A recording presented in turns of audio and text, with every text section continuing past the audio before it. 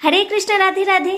ঈশো উপনিষদের প্রথম শ্লোকেই আমরা পাই ওং পূর্ণমদ পূর্ণমিদাং পূর্ণাৎ পূর্ণমুদচ্যতে পূর্ণস্য পূর্ণমাদায় পূর্ণমেবাবশিষ্যতে। অনুবাদ: পরমেশ্বর ভগবান সর্বতোভাবে পূর্ণ, তিনি সম্পূর্ণভাবে পূর্ণ বলে এই দৃশ্যমান জগতের মতো তার থেকে উদ্ভূত সবকিছু সর্বতোভাবে পূর্ণ।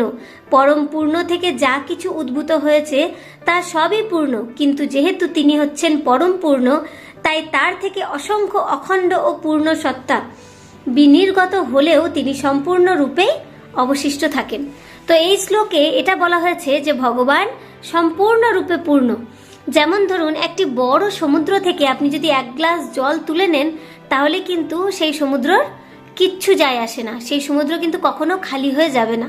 সেটা যেমন পূর্ণ সেরকমই পূর্ণ হয়ে থাকবে। বা আপনি আরো বেশি জল তুলে নিলেও কিন্তু সেই সমুদ্র কখনোই অপূর্ণ হবে না, সে কিন্তু সম্পূর্ণ পূর্ণই থাকবে। ঠিক সেই রকমই ভগবান এমনভাবে পূর্ণ যে তার থেকে অসংখ্য সত্তা যদি বেরিয়েও যায়, বিনির্গত হয়, তবুও কিন্তু তিনি পূর্ণই থাকবেন। এবার হয়তো আপনারা এটা ভাবছেন যে আমি কেন এই শ্লোকটা আপনাদের শোনাচ্ছি, তাই তো?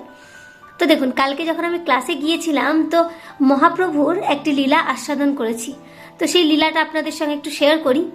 সেখানে ক্লাসে আমাদেরকে প্রভু বললেন যে ভগবান সম্পূর্ণরূপে পূর্ণ, তিনি সমস্ত কিছু জানেন, শুধু এক জায়গায় তিনি অসম্পূর্ণ ছিলেন। সেটা কিভাবে? ভগবান সব কিছু জানেন, সব কিছু, কিন্তু ভক্তরা ভগবানকে কিভাবে প্রেম করে, ভক্তদের মনে ভগবানের প্রতি যে কি প্রেম, সেই প্রেমকে তিনি কখনো অনুভব করতে পারছিলেন না। তাই তিনি ভাবলেন যে আমি মহাপ্রভু রূপে, ভক্ত রূপে জন্মগ্রহণ করব, তাহলে ভগবানের প্রতি ভক্তের যে প্রেম, সেই প্রেমকে অনুভব করতে পারবো।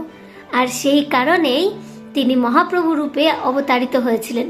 অবশ্য মহাপ্রভুর অবতারণের আরও হয়তো অনেক কারণ আছে, কিন্তু তার মধ্যে এটাও একটা। কেমন লাগলো অবশ্যই জানাবেন। রাধে রাধে।